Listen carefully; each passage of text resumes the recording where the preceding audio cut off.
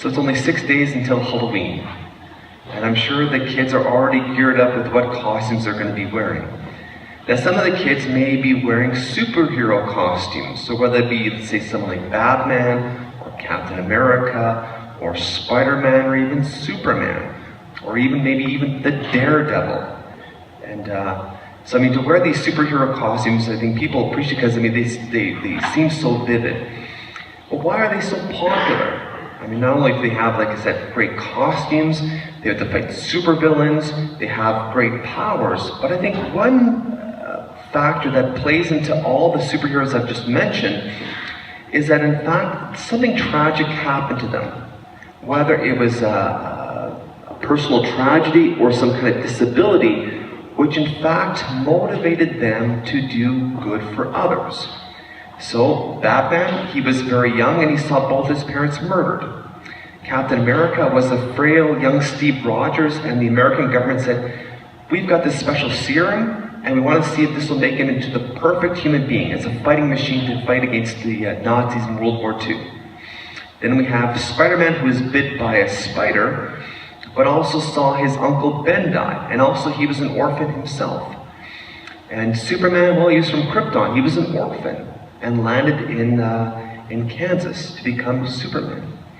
I think another superhero that is overlooked as someone who should not really be a superhero is someone who's blind, like the Daredevil. So the Daredevil was, his alter ego is Matthew Murdock. Now his father, Jack, was a boxer, and so he always taught his son, okay, the importance of education and non-violence. So one night, Jack saw someone that was a blind man crossing a street, and he was hit by a radiation-carrying truck. Well, Jack pushed him off the road, but himself, he was hit by the car, and he encountered the radioactive solution that blinded him. But for those who've ever been blind, you'll notice that all the other senses are heightened. So even though he was blind, he had this remarkable ability to really see, in a sense. Well, then Matthew got to the hospital, and so Jack decided, I gotta go back to box. I gotta make some money for my son. So then he encountered someone named the Fixer, who's a boxing promoter. And the Fixer said, listen, you gotta lose the fight. I don't want you to fight at all. I don't want you to put up any kind of effort. I want you to lose this fight on purpose. And Jack said, no, I'm an honorable guy. I can still box. Well, what ended up happening is the Fixer got a couple guys to take Jack out, and so he himself was murdered. Well, then Matthew decided, okay, I'm gonna use my father's boxing robes and try to find these guys and bring justice. Well, when they encountered the Daredevil, the guys so the Daredevil took care of them, and also the Fixer was so overcome by seeing the Daredevil that he had a heart attack and died.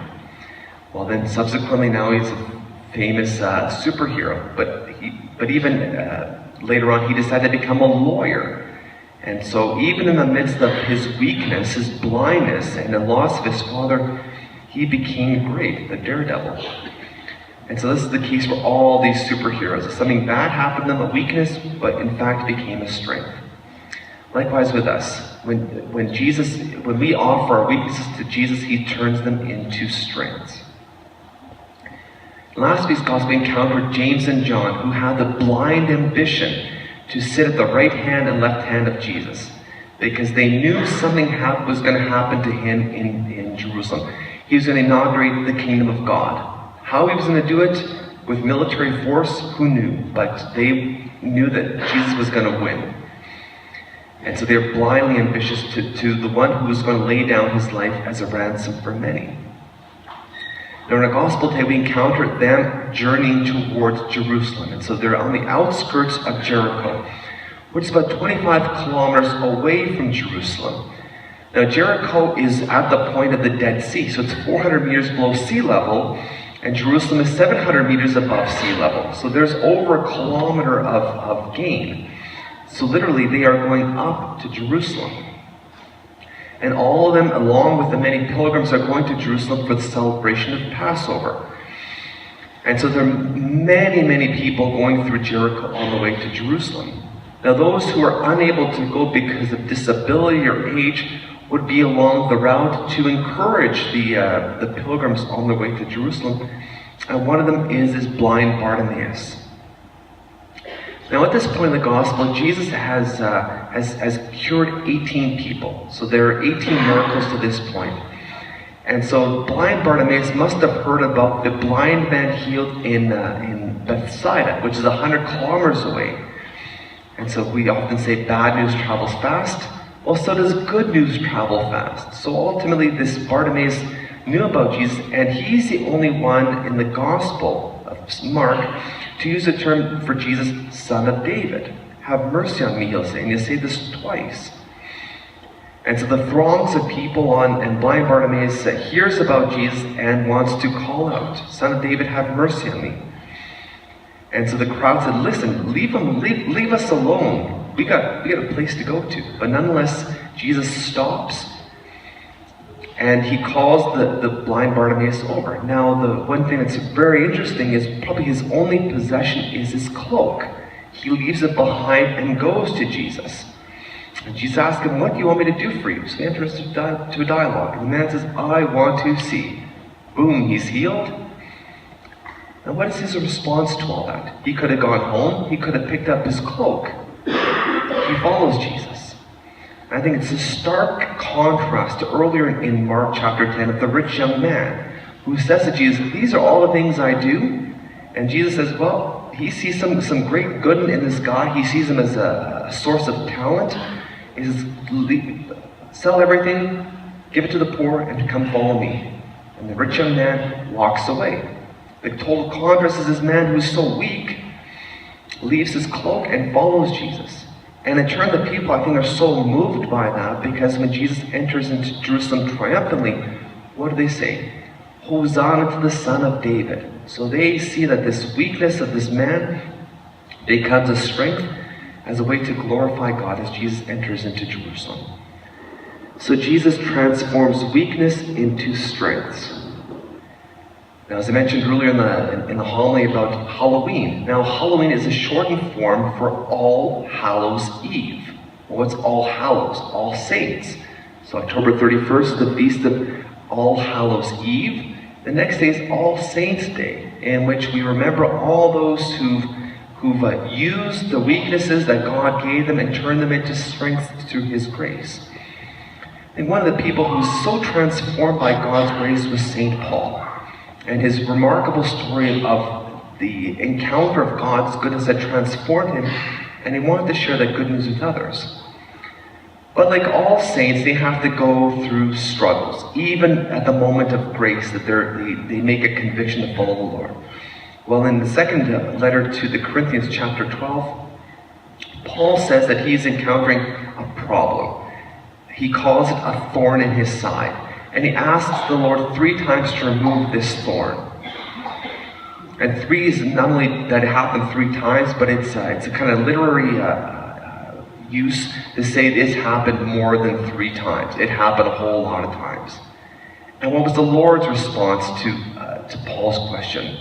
My grace is sufficient for you, for power is made perfect through weakness.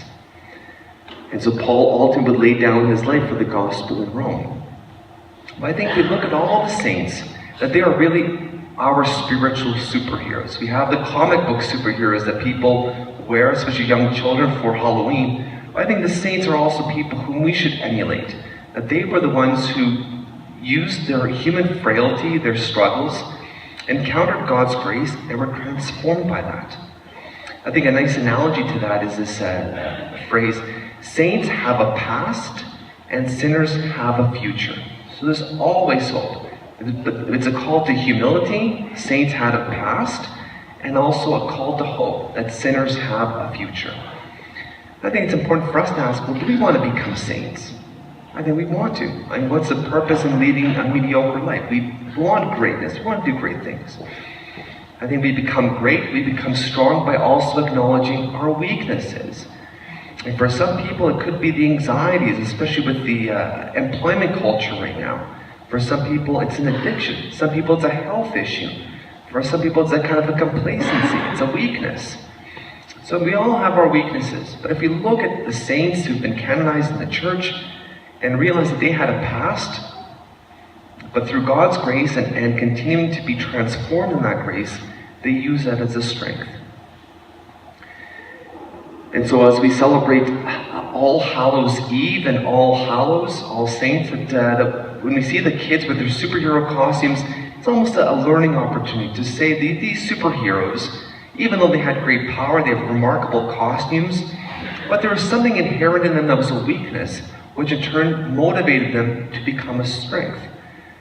Batman, Captain America, Superman, Spider-Man, and even the Daredevil. How can a blind guy be a superhero? Well, he used whatever happened to him as a motivation to do good. And so this week, as we are nourished by the strength of God in His Word and in His body and blood, let's in turn be the superheroes in our world.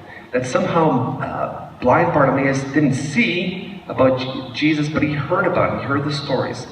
And so let's be the ones to communicate in word and deed and example to our world to say that Jesus does want to transform our weaknesses into strengths.